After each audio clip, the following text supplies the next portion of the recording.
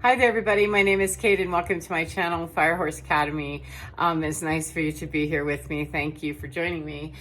So I want to talk to you about one of the dynamics we find in relationship with people sometimes, and how telling it is, and the kind of information we can glean from this particular technique that will happen in conversation, particularly with people who are into psyops, people that like to and understand and like to exert a power differential, and they want to get the upper hand. They like watching people squirm under the weight of whatever it is they're saying or doing. But this particularly is in conversation. However, it does happen in our behavior too. When the room goes silent, that there's techniques that people who understand what they're doing, whether they've been formally trained or not, irrelevant, same behavior, that they know what they're doing to put enough discomfort back on the opposite person's plate, that the person who's feeling all of the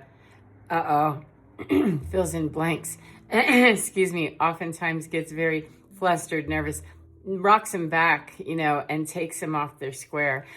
People that operate in that runner chaser thing, that's often part of the pursuit, or the narcissist empath, that's often part of the pursuit drill and the ritual of that whole thing, is that we have those oppressive moments, and then, we capitulate, and it goes back to then we're running again. And if we ever have to, be schooled up again on how this runner chaser thing works, or how this narcissist empath thing works, same dynamic. And that we're going to need to talk about this, and then it turns around and it gets very ugly and nasty and intimidating again, and we can send it on its way. However, at the end of the day, it's still the same exact process, no matter what the originating source of it is. And so one of the ways that we can handle an imbalance such as that, whenever we're faced with someone who's bringing us something that we're not really sure how to evaluate, what is that, where do I put that, how do I assess that, and what do I do with it, what is all of this? One of the things that we can do is to allow the pregnant pause, allow the power differential to play itself out in front of you, allow that to be that, this person's leaving me sitting here with the pregnant pause, that I used to fill in the gaps all over the place and start stammering and, going, oh my God. And until we're really able to make that happen, it's okay. Go inside and wonder, if you have one of those stammering episodes where the gap gets filled in and it's you that's blubbering and going, and we're explaining our very existence. If you have one of those occasions, that you either just had one or you can remember one where you bit the floor hard and still feel kind of butthurt about it, yeah, and there's a reason. It's because there is a very definitive reason oftentimes why we get into those positions where we're stammering and,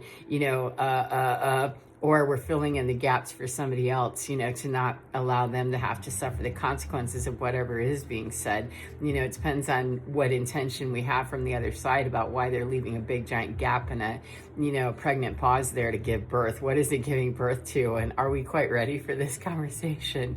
And I didn't even know that we were pregnant, but we're in a pause here and it looks like hard labor, it's getting very tense and uncomfortable. What do we do with it? Medicate it, medicate it and make it stop talking, make it, do something. However, it's pushed over from the other side, and oftentimes we embarrass ourselves, we say silly things, we do silly things, or we capitulate, and we end up, getting rocked back and making a decision that's out of that fear point and out of that place where, oh yeah, that pregnant pause made me so nervous, kicked up my survival mechanism, shit, I don't want to, go down here in an impending situation that I know is coming, because I'm in this, Machiavellian kind of relationship here with dark triad people and stuff. So I'm not sure that that's going to go well.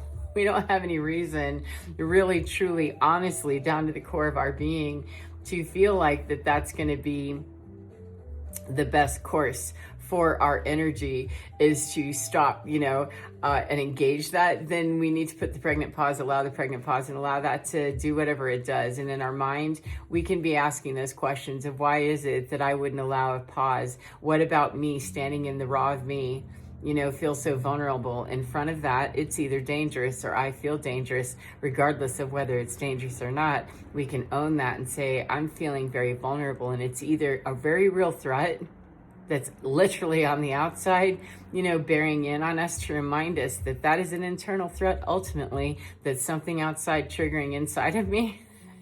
It's a threat either way, and it needs to be dealt with as such. And unfortunately, when we get into these power dynamics where we're in love with people, or they have some, lovely title in our life, like, a parental role, or they're a spouse, or God forbid they're both, in our mind, that they have that kind of power differential over us, we end up in those situations where we fill in blanks, or we allow other people to fill in blanks for us, or we just start moving around the room with, shifts in eye contact and things. That's where I was myself, and what I was going through whenever I started realizing just how much I let, subliminal conversation move me around the room, and how much I would fill in gaps and babble, embarrass myself, say stupid things, agree to things I really didn't want to, because I'm being guided very specifically to say and do and to think, in that dynamic, because I don't want to have the uncomfortable conversation. I don't want to have that pause of, well, okay, I guess it'd be okay.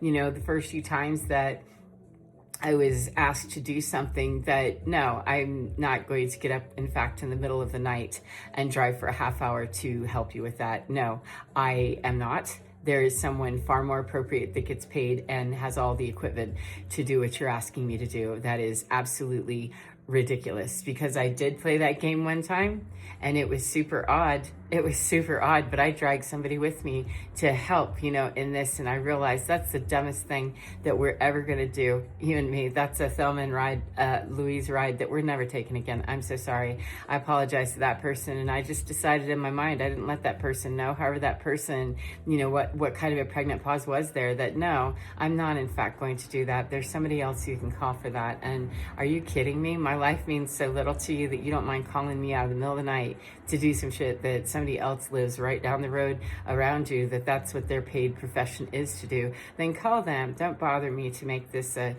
personal endeavor of my loyalty, or a check, a hip check of some kind to put me in my place, or whatever all that was. However, the conversation itself was very uncomfortable, the first few of saying, no, in fact, I'm not going to do that.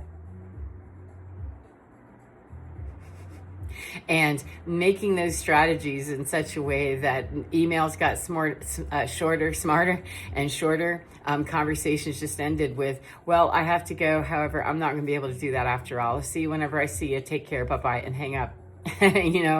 Make text messages very, not cryptic, just, oh, I see. I've been filling in pregnant pauses that hadn't even been fertilized yet. I've been preemptively letting everybody know my business and everything about me and where I stand and what kind of a carpet I've been laying out the land of. I'm carpet everywhere around me. Go on ahead and walk up with all your bullshit inventory. I'd love to be responsible for helping you with that at 3:00 in the morning. That would be absolutely okay. I'll bring an armada with me and just float on down the river to get to you, okay?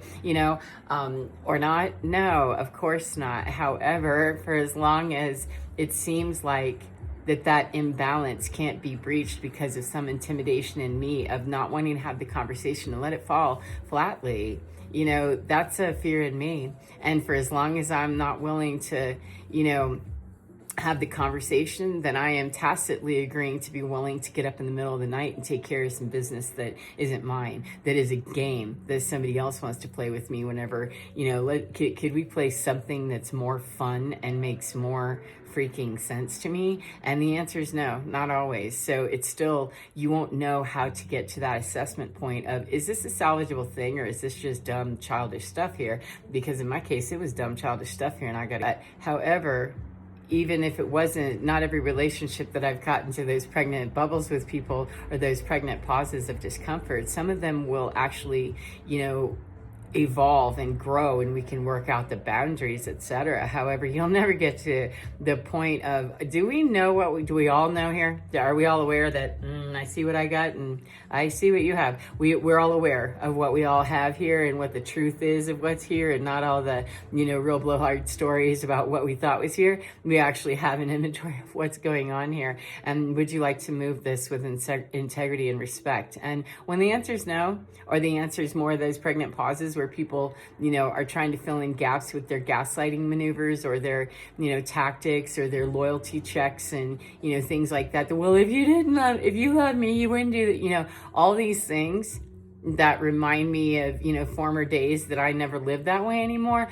That's how you know, is keep growing the distance between it and see how much reprieve there is, and not having to answer to anybody's pregnant pause with how I'm going to roll over, capitulate, and become your slave one more time, and add on an additional duty on top of that. Reaffirming and confirming what you've already apparently known about me, is that I'm a doormat, because I don't understand that. I don't want to be that for you. I want to be what I'd like to be for me, and I'm not obligated, no matter what anybody says, no matter how good your marketing game is and your hustle and all that, no matter which name is, that we're not here to be the donkeys to other people. We are just not. And anybody still on that kind of time is, they're going to be left with a lot of pregnant pauses, I guess, or a lot of, ditched in trash can embryo ideas, because you can't really fertilize that stuff in places where there's not a receiving womb. And there's no receiving womb in an empty tomb of, a pregnant pause somebody wants to take. Go ahead and take it. It's going to be really with the, wisp of what I used to be there,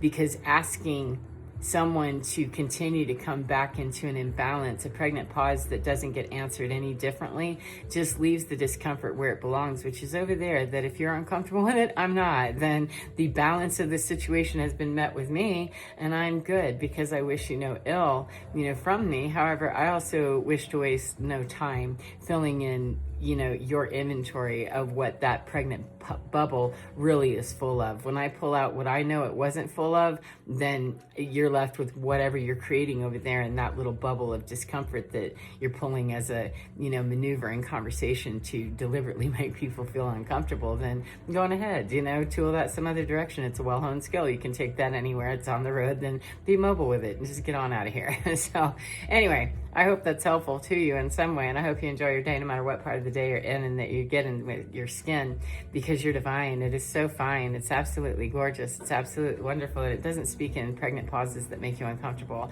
If you're having a conversation with yourself and you're feeling that, a pregnant pause, that's programming, and that's look around in your mind for the face that's saying whatever it's saying, because the spirit of you, the kernel of you, the God seed, the God particle, the universal truth of you, that nugget of purity has no reference point of disregard for you in any way whatsoever. It's a pure field of pure love. So whatever is guiding you, please ask it to be that stuff that doesn't say the junky stuff that might want to talk to you first, and will talk to you first until you let those pregnant pauses dissolve right in front of you, and keep on talking until the beautiful voice comes through, because that one is the one that is true. The rest of that stuff may or may not be true, and it doesn't matter, because the truest true is going to be what comes for you specifically to transcend that moment of confusion and get to the moment of clarity on the other side of that pregnant pause, however long the pregnancy lasts. Take care of yourself, and I'll see you again next time. Bye, friends. Mwah.